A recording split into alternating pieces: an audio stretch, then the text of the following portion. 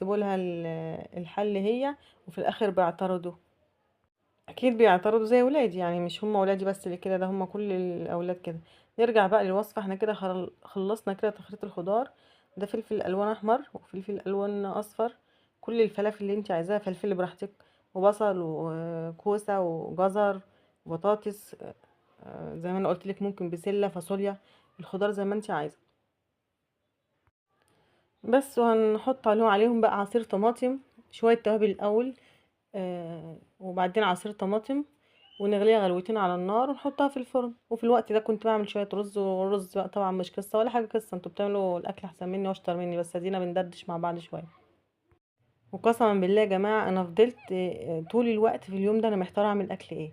انا بدات الاكل اعمله المغرب، بس هوبا جت في دماغي الفكره دي، قمت عاملاها، وقلت هو ده الاكل المنجز اللي هيخلص